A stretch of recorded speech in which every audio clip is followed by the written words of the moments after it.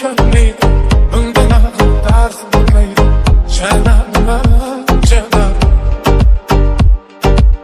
deydi dilim telba dilim takrorlaydi